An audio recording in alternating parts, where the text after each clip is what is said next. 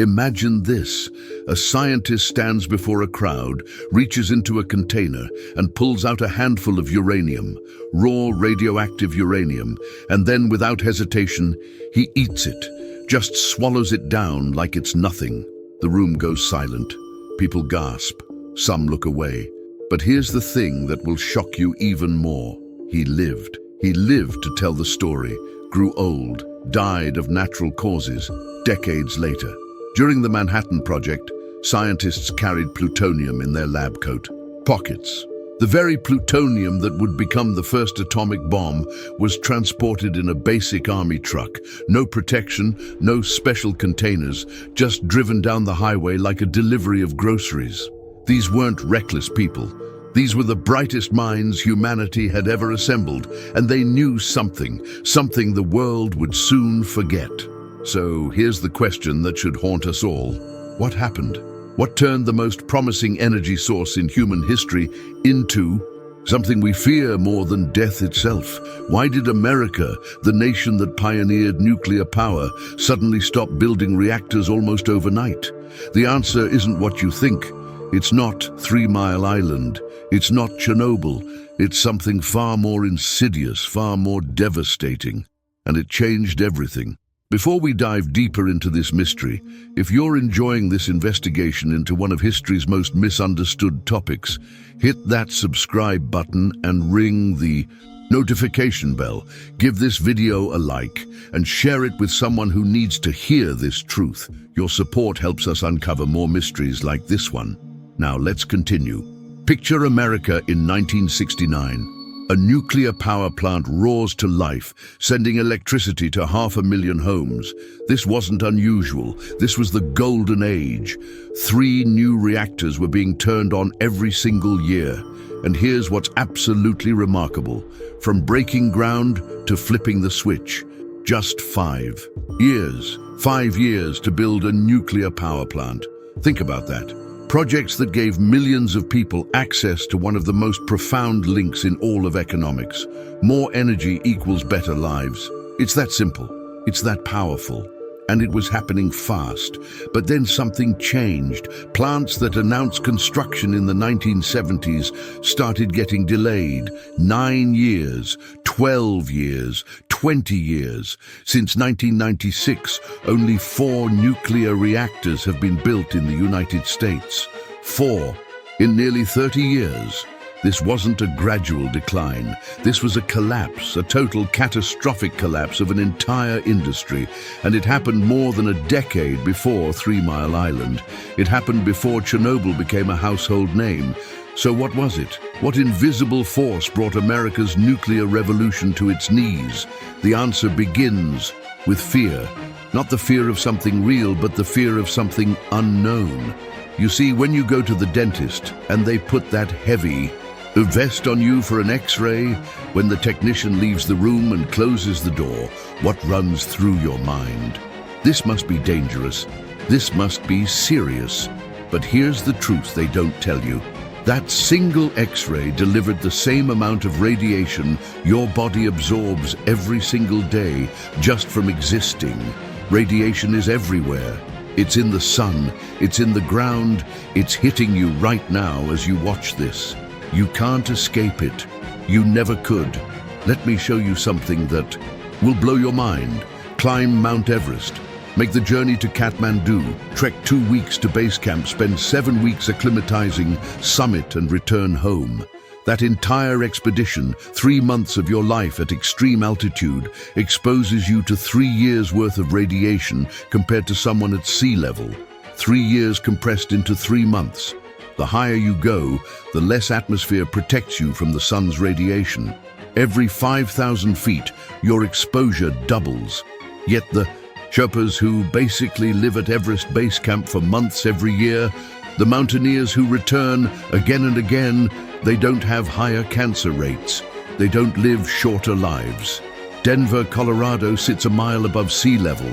Its residents absorb significantly more radiation than people in coastal cities, and yet Denver has some of the lowest cancer rates in the entire country. Why?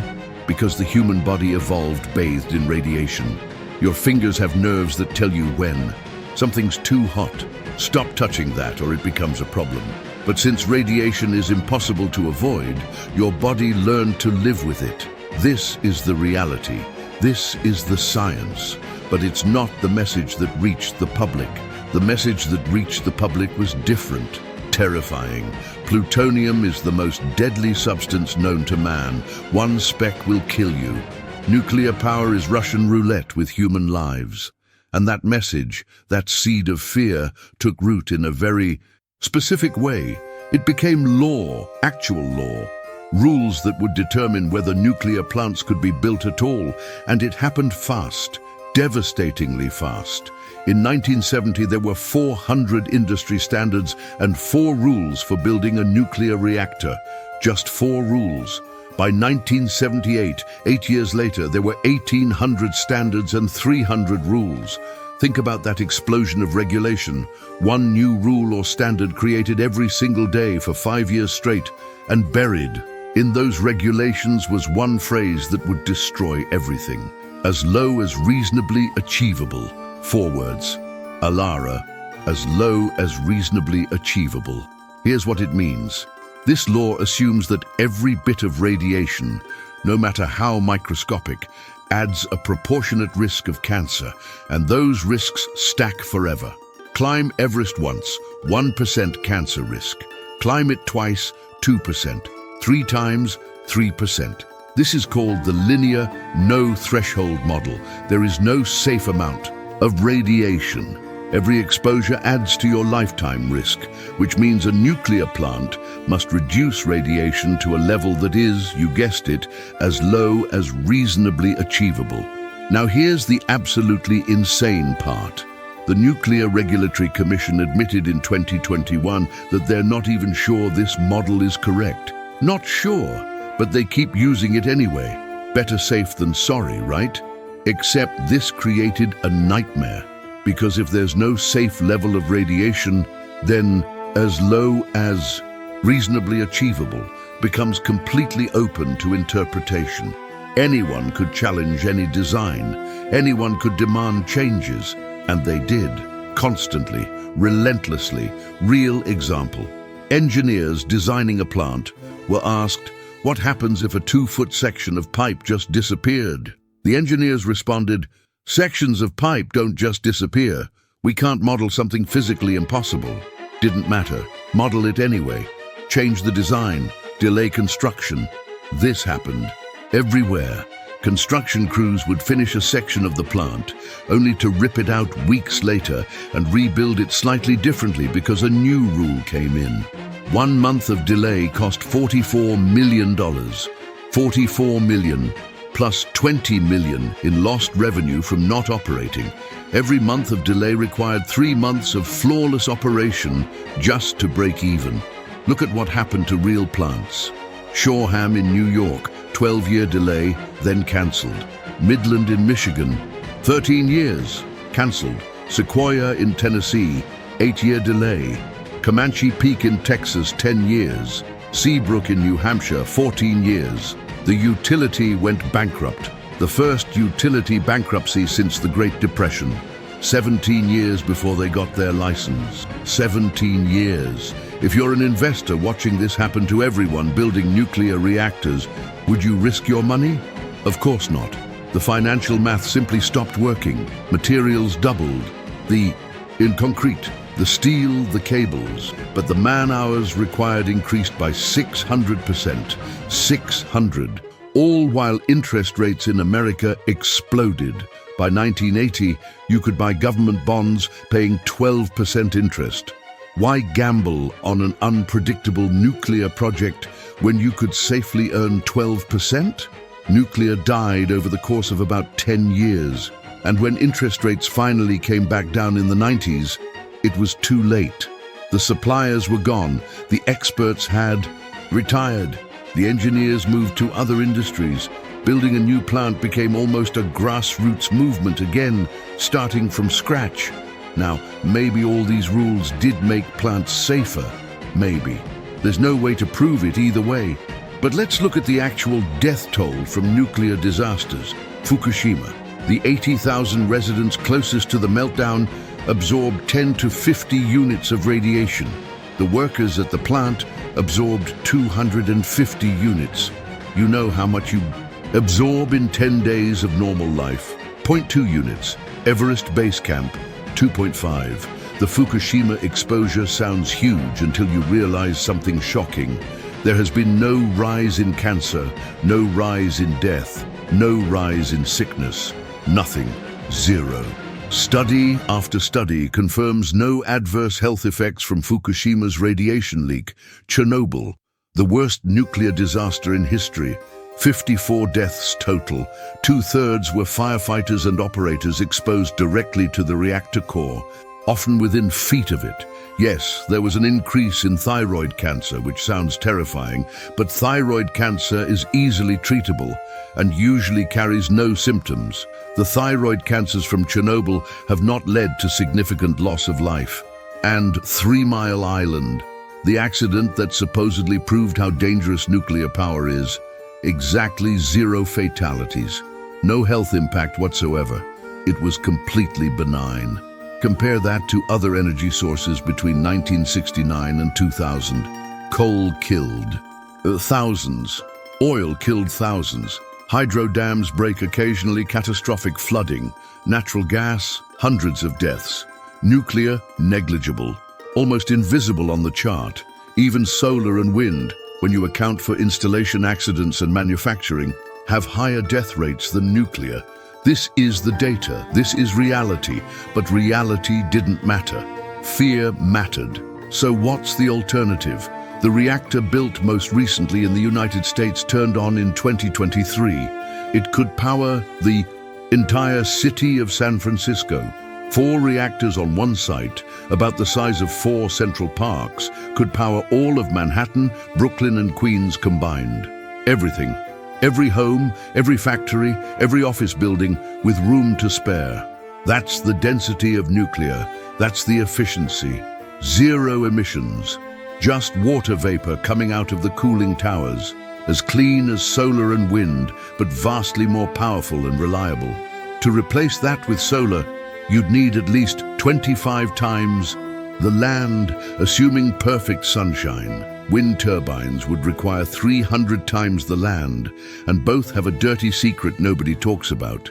Solar panels covering 150 square miles means everything that was living in that space, soaking up sun, is now in darkness. Life there becomes difficult, maybe impossible. Wind. 2 groups of animals love flying in the air column, where windmill blades spin. Bugs and birds. Wind farms are placed directly in their migration highways. Blades get caked with bugs so badly that entire companies exist just to clean them, because bug buildup reduces efficiency by 20 to 25%. And the birds. 80 golden eagles killed every year by turbines in Northern California alone. Not sparrows, eagles, hawks, protected species. Their bodies litter the concrete bases of windmills. Windmills last 20 to 25 years. Nuclear plants run for 80 years, maybe more. The materials required to build wind farms rival nuclear plants. The concrete foundations, 12 feet deep, 50 feet wide. The fiberglass, aluminum, transportation, everything. But you have to rebuild them 3 or 4 times in a nuclear plant's lifetime. What about nuclear waste? The scary barrels everyone pictures. Each reactor creates about 1 cask per year. 1. That's the price for giving 1 million homes emission-free electricity. These casks are heavy concrete blocks. You can walk up and touch them. Even if someone stole one, they'd need to make the fuel inside 20 times more potent, something Iran's military has unsuccessfully tried to do for decades. And there are compelling solutions for permanent storage that work with the same radiation science we discussed earlier. Perhaps the future is smaller.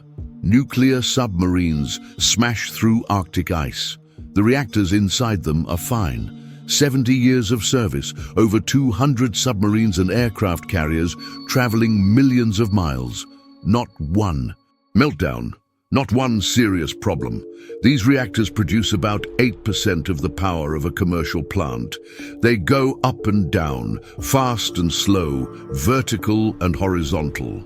They have to work. They're critical to defense. This is the small modular reactor concept. Put a submarine reactor on land, build the whole thing in a factory, ship it where it needs to go. Cookie cutter design, every reactor identical. If something breaks on one, you know exactly where to look on all the others. About 5% the size of a traditional nuclear plant, power-hungry data centers feeding artificial intelligence are clamoring for these. They want their own small modular reactors. The CEO of GE says there's now, due to changes at the Nuclear Regulatory Commission, a very real chance these become meaningful by 2030. Maybe the small size is what finally breaks through. Because maybe a giant, ominous cooling tower is just too big a mental hurdle. Too much association with disaster, with fear, with the green glowing sludge from The Simpsons. Maybe we need something that doesn't look so scary to move forward. My instinct says America is turning the corner on nuclear, but you never know until it's done. Fear is an extraordinarily powerful motivator. It stopped an entire industry cold in less than a decade. It kept us from building the cleanest, most efficient, most reliable energy source we've ever discovered. All because of something those Manhattan Project scientists knew, something that got lost in translation to the public. Radiation isn't the monster we were taught to fear. We live in it. We evolved in it. We can harness it safely. The mystery isn't why nuclear is dangerous. The mystery is why we convinced ourselves it was, against all evidence, against all data, against all reason. And that fear, that irrational, unfounded fear, may have cost us decades of clean energy and a better world. The question now is whether we can finally overcome it, whether we can look at the science, look at the data, and move forward.